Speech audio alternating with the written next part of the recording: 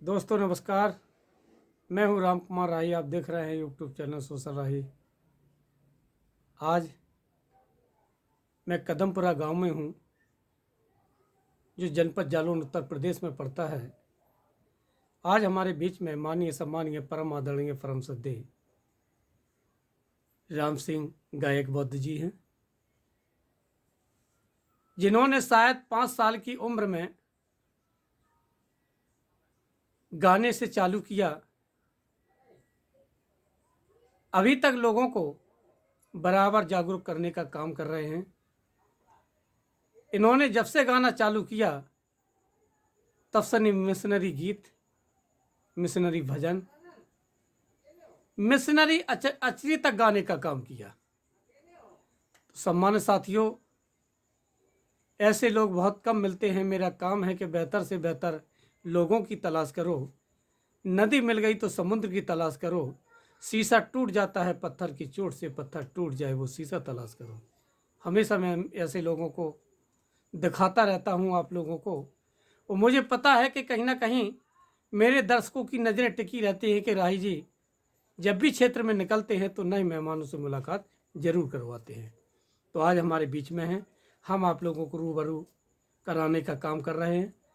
सबसे पहले YouTube channel social राही को आपने जो बहुमूल्य समय दिया, इसके लिए मैं बहुत आभार व्यक्त करता हूं। साथ में आपको नमो बुद्धाय, जय भीम। जय भीम नमो बुद्धाय।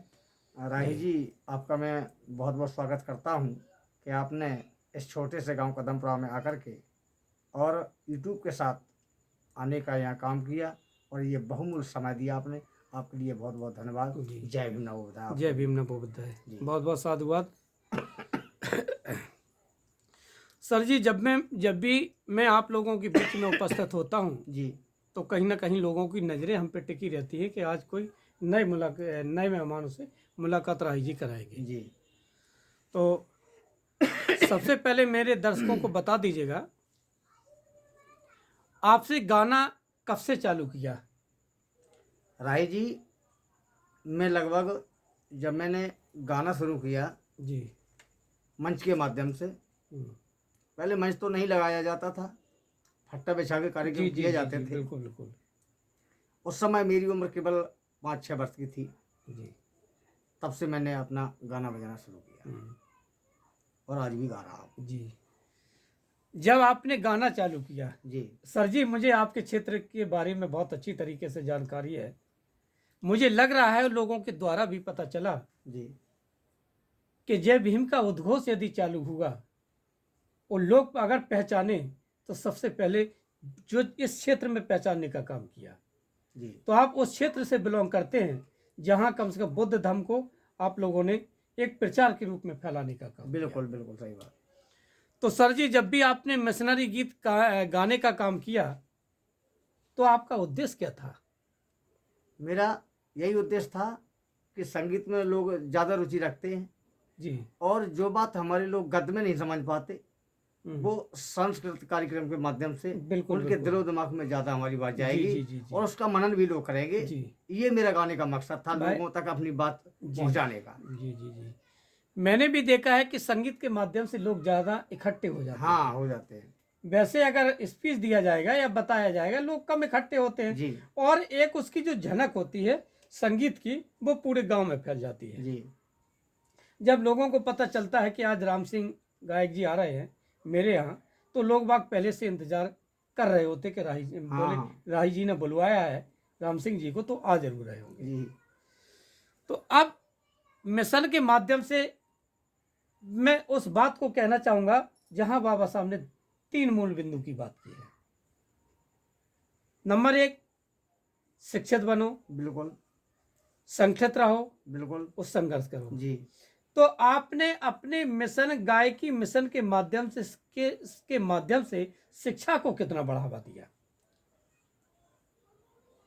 मैंने तो जो बाबा साहब ने कहा है और मैंने ये भी लोगों को बताया अपने गायकी के माध्यम से और बच्चों को आज भी बताता हूँ कि बाबा साहब, लोग कहते हैं और बाबा साहब ने दर्शाया भी है कि वो 18-18 घंटे पढ़ाई करते थे। जी तो मैं भी बच्चों को ये सलाह देता हूँ कि वो कम से कम 18 घंटा पढ़ते थे और तुम 8 घंटा भी पढ़ जाओगे तब भी तुम बाबा साहब के लगभग पहुंचाओगे, जी, करीब जी। पहुंचाओगे और अपने परिवार का और अपने समाज का उत्थान कर सकोगे। जी तो मैं अपनी बात को हर जगह प्रचार प्रसार ये करता रहता हूँ और लोगों से करवाता भी हूँ कि ज़्यादातर हमें अपने बच्चों को पढ़ाना लिखाना चाहिए और शिक्षा को महत्व में ज़्यादा देता हूँ। जी सर जी, मुझे एक याद आ रहा है, बाबा साहब के बारे में लिखा है कि शान ए शौकत ईमान न होता जी, तो इस देश में कोई किसी का मेहमान न नहीं होता, होता। खुशियां न मिलती हमें इस वतन में यदि बाबा साहब ने संविधान लिखा ना होता। बिल्कुल सही तो बात। कहीं ना कहीं आपने बाबा साहब की बात की है, तो मुझे लगा कि आप उस ड्रामा में काम करते हैं जी, जहां बाबा साहब का नाम पहले आता है। हाँ, और मुझे यहाँ तक की भी जानकारी है कि आप जब भी ड्रामा में भाग लेते हैं तो आप बाबा साहब बनने का काम करते हैं। मैं बाबा साहब का रोल अदा करता हूँ। जी, जब बाबा साहब का रोल अदा आप करते हो तो लोगों की नजरें कैसी रहती हैं आपके ऊपर? अब ये तो लोग ही जाने, हम क्या बता जी सकते जी हैं। जी। आपको भी ऐसा लगता होगा कि कैसा लगता है जब हम नहीं, देखते मैंने हैं। कई प्रोग्राम आपके देखे हैं, जी, तो जब भी आप बाबा साहब बन करके आते हो और उस भाषा में बात करते हो, लोगों से बताते हो संविधान के बारे में, जी। तो मुझे लग रहा है कि बाबा साहब उतर के कहीं से आ गए हैं। नहीं, बाबा साहब तो नहीं है, हम जी। नहीं हूँ और ना नहीं, हो उनका सकते हैं। नहीं हो सकते हो, लेकिन भाई एक प्रचार प्रसार आपके माध्यम से हो रहा है, जी, लोगों को प्रत्यक्ष। अभी तो मैंने चर्चा कर दी बाबा साहब के बारे में, बस मैं बाबा, लेकिन जब ड्रामा हाँ, होता ना तो लोगों की अट्रैक्शन एक अलग पड़ता है उस चीज पे, सही है। दिमाग पे, जी, कि यार आज राम सिंह बौद्ध जी बोले बाबा साहब बने हुए हैं।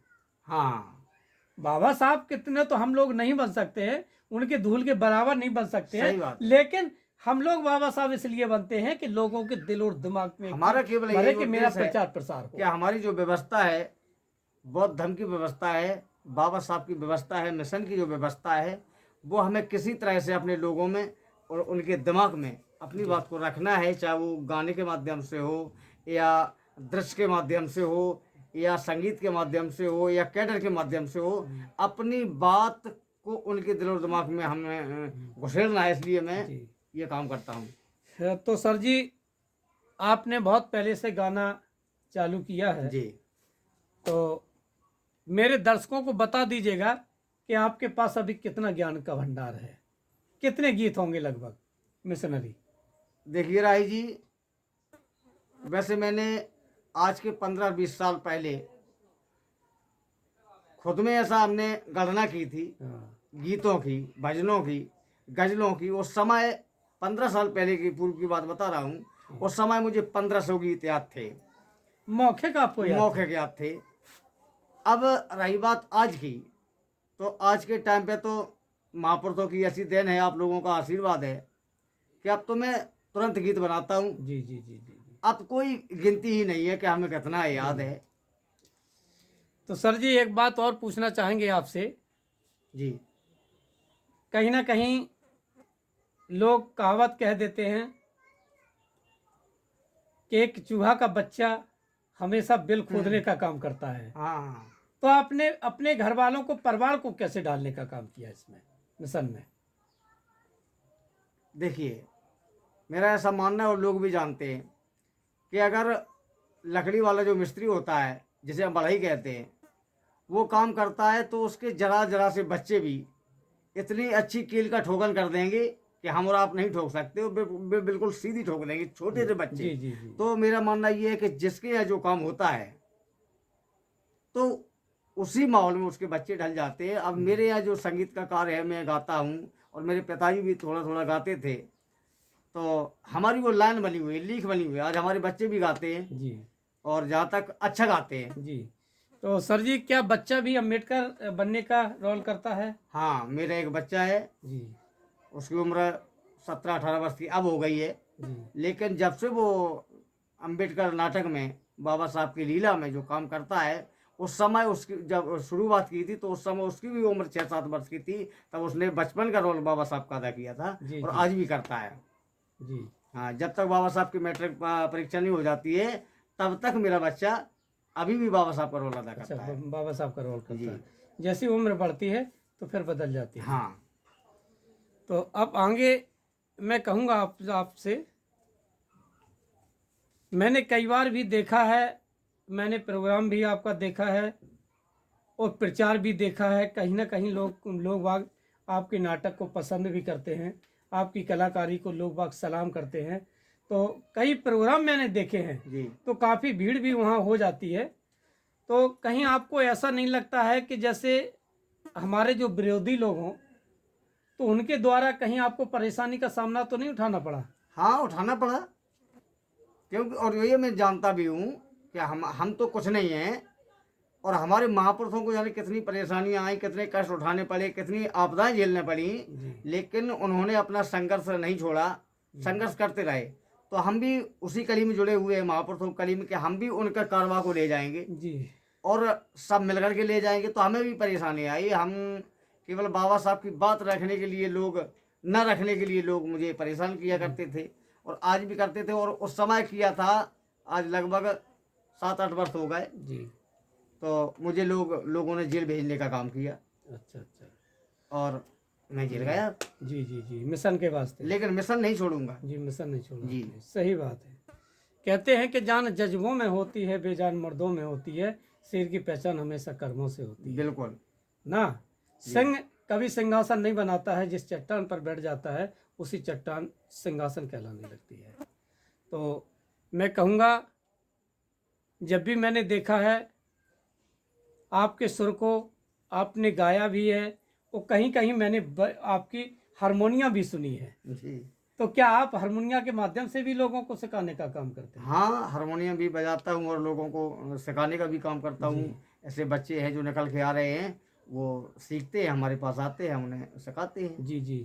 तो ढोलक भी बजाते होंगे आप? हाँ, ढोलक भी बजाते हैं, और तबला भी कभी कभी बजाते अच्छा हैं। अच्छा। और हमने ऐसा कोई साज नहीं है, जहाँ तक देसी साजों में, अब ये तो नहीं है कि हमने कभी त्रोपीट बजाई हो हाँ। या सितार गिटार बजाया हो, ये तो नहीं बजाया मैंने। लेकिन तबला है, ढोलक है, हारमोनियम है, और नगाड़ा है, हम्म। इनको मैं सभी को थोड़ा थोड़ा बजा लेता हूँ। अच्छा अच्छा अच्छा जी। अच्छा।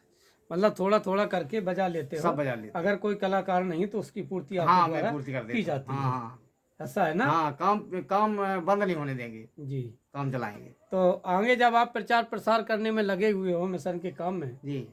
तो आपने लगभग कितने गांव कवर कर दिए होंगे प्रचार में?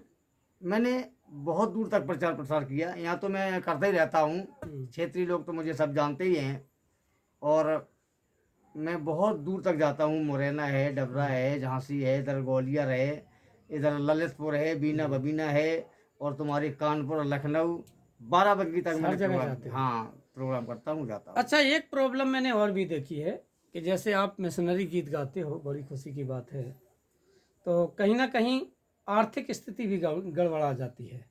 ऐसा होता कभी होता है, जब कुछ करेंगे नहीं, केवल गायकी करेंगे और बात की करेंगे, सत्संग में रहेंगे, मिशन के लोगों के साथ में रहेंगे, तो फिर आर्थिक स्थिति तो कमजोर हो ही जाएगी।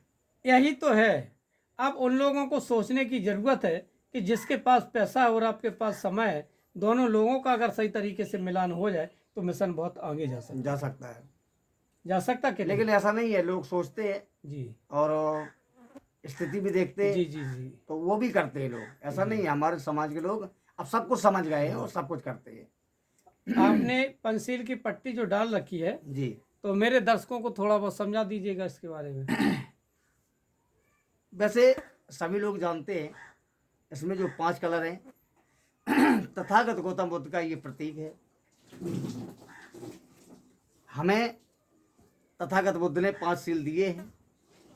पाणातिपाता बेरमणि सिक्कापदं समादयामि, अदन्नदाना बेरमणि सिक्कापदं समादयामि, मूसावादा बेरमणि सिक्कापदं समादयामि, कामेषु मिथ्याचारा बेरमणि सिक्कापदं समादयामि, सुरा मेरा मज्ज पमादि ठाना बेरमणि सिक्कापदं समादयामि।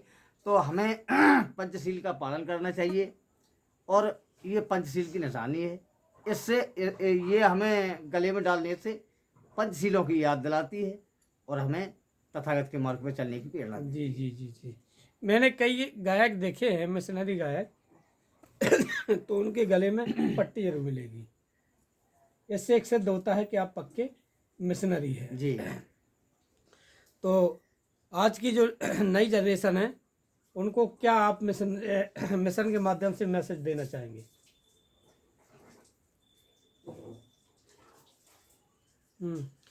तो लगता है कि आप केवल यही शिक्षा देने का काम कर रहे हो। जब भी आप प्रोग्राम करते हो तो प्रचार प्रसार हो जाता है। जी आपका उद्देश्य पैसा कमाने का नहीं है, केवल प्रचार प्रसार आपके माध्यम से होना चाहिए, ये आपका उद्देश्य है। बिल्कुल सही। यही उद्देश्य को लेकर के जब मैसेज देते हो, जिससे कि लोगों को लगे कि बौद्ध जी ने बहुत अच्छा प्रचार प्रसार किया। आज मुझे जानकारी अगर मिली तो राम सिंह जी के बौद्ध जी के द्वारा मिली। बस मैं यही चाहता हूँ कि मेरा नाम हो जाए और सबका काम हो जाए। सर जी, आपने यूट्यूब चैनल सोशल आई को बहुमूल्य समय दिया, इसके लिए मैं बहुत आभार व्यक्त करता हूँ। साथ में आपको नमो बुद्ध है। जय भीम। आपने भी यहाँ आके मुझे टाइम दिया और हमसे वार्ता की, मैं भी आपके लिए बहुत बहुत धन्यवाद देता हूँ। जय भीम। आपको भी नमो बुद्ध। जय नमो।